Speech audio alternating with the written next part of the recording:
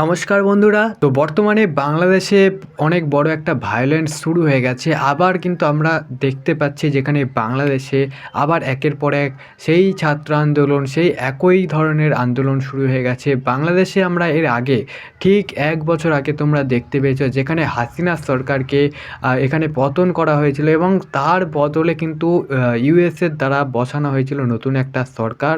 এখানে কোনো ধরনের কোনো ভোট হয়নি। ভোট না হয়েও এখানে ইউনিস সরকারকে বসিয়ে দেওয়া হয়েছে জাস্ট একটা কাঠের পুতুলের মতো। তো এখানে তোমাদেরকে বলে দিই যে ২০২৪ সালে মানে ঠিক আগস্ট মাসের দিকে এমন ঘটনাটা ঘটেছিল। প্রায় একটা বছর ঘটে গেছে। মানে একটা বছর কমপ্লিট হয়ে গেছে। তারপর থেকেও কিন্তু এখনও পর্যন্ত বাংলাদেশে নতুন করে কোনো ভোট হয়নি এবং ইউনূস সরকার চাইছে না যে ভোটটা হোক।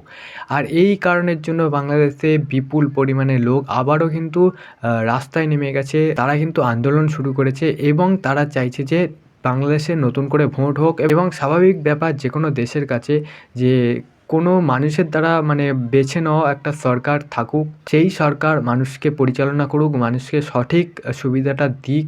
কিন্তু এখানে ইউনিস সরকার তারা কিন্তু চাপে ফেলার চেষ্টা করছে সাধারণ মানুষদেরকে। আর তাই এখানে সাধারণ মানুষ এবং আওয়ামী লীগ এবং তাছাড়া হাসিনা সরকারের যেই সমস্ত লোক যে রয়েছে তারা মাঠে নেমেছে এবং তাছাড়াও বাংলাদেশে বড় বড় সব স্কুল টিচার থেকে শুরু করে স্টুডেন্ট থেকে শুরু করে সকলে এখন একটাই দাবি করছে যে ইউনিস সরকারের পদত্যাগ এবং বাংলাদেশে আবার নতুন করে ভোট শুরু হোক।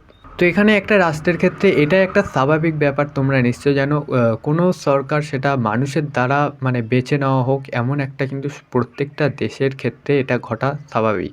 কিন্তু এখানে ইউনিসকে যেইভাবে কিন্তু বসানো হয়েছে আমেরিকার ডিপসিকের দ্বারা, মানে তারা কিন্তু ইউনিস সরকারকে বসিয়ে দিয়েছে। এটা কিন্তু আর কারোর বুঝতে বাকি নেই।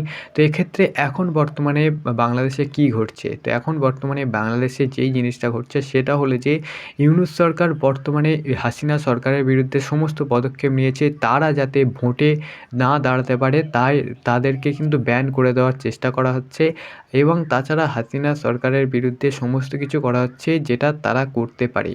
আর এর বিরুদ্ধে হাসিনা সরকারের সমস্ত লোকজন তারা পথে নেমেছে। তো এখানে যে বাংলাদেশের স্টুডেন্ট যারা ছিল তারা কিন্তু ভেবেছিল হয়তোবা হাসিনা সরকারকে পতন করালে আবার নতুন করে এমন একটা সরকার আসবে যে বাংলাদেশকে আবার নতুনভাবে একটা ভালো করবে। এটাই কিন্তু তারা ভেবেছিল। কিন্তু তাদের যে চাওয়াটা সেটা ভুল ছিল, সেটা তারা এখন খুব ভালোভাবে বুঝতে পারছে। কিন্তু তাই তারা আরও একবার কিন্তু নতুন করে ইউনূস সরকারকে পতন করার চেষ্টা করছে। অর্থাৎ তারা চাইছে যে বাংলাদেশে একটা ভোট হোক এবং মানুষের দ্বারা বেছে নেওয়া একটা সরকার থাকুক যে কিন্তু সঠিকভাবে পরিচালনা করতে পারবে। আর ইউনূস সরকার কিন্তু এটা পার্মানেন্টলি নয়, জাস্ট কিছু দিনের জন্য। যতক্ষণ না বাংলাদেশে নতুন কোনো সরকার গঠন হচ্ছে ততদিন পর্যন্ত ইউনূস সরকার থাকবে।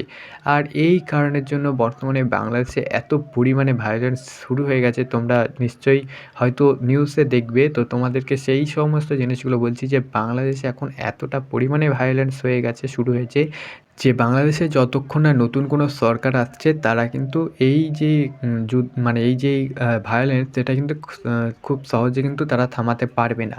আর এক্ষেত্রে যদি পুলিশ মানে ইউনূস সরকারের পুলিশ যদি আরও স্টুডেন্টদের ওপরে লাঠিচার্জ করে তাহলে কিন্তু মারাত্মক লেভেলের একটা আন্দোলন গঠন হতে পারে এবং তখন হয়তোবা ইউনূস সরকারের পতন হতে পারে। তো বাংলাদেশের যেই ভায়োলেন্স সেটা কিন্তু চলতেই থাকবে, কারণ যতক্ষণ না বাংলাদেশে নতুন একটা ভোট হচ্ছে মানে মানুষের দ্বারা বেছে নেওয়া একটা সরকার আসছে ততদিন এইভাবেই চলতে থাকবে। তো আজকের এই ভিডিওতে তোমাদেরকে মানে যেটা বলার চেষ্টা করেছিলাম যে বাংলাদেশে এতটা পরিমাণে ভায়োলেন্স বেড়ে গেছে, সেই কারণে তোমাদেরকে আজকের এই ভিডিওতে জানিয়ে দিলাম। তো ভিডিওটি কেমন লাগলো অবশ্যই কমেন্ট করে জানাও। যদি এমন ধরনের ভিডিও তোমরা দেখতে চাও তাহলে অবশ্যই আমাদের চ্যানেলটিকে সাবস্ক্রাইব করে রাখো। তো তোমরা এমন ধরনের ভিডিও অবশ্যই দেখতে পাবে। আজকের ভিডিওটি কেমন লাগলো অবশ্যই কমেন্ট করে জানাও। আর যদি আমাদের চ্যানেলে নতুন তাহলে অবশ্যই চ্যানেলটিকে সাবস্ক্রাইব করে পাশে থাকা বেল আইকনটাতে অবশ্যই টাচ করে দেবে। ধন্যবাদ। তোমাদের সঙ্গে দেখা হচ্ছে আবার পরবর্তী ভিডিওতে।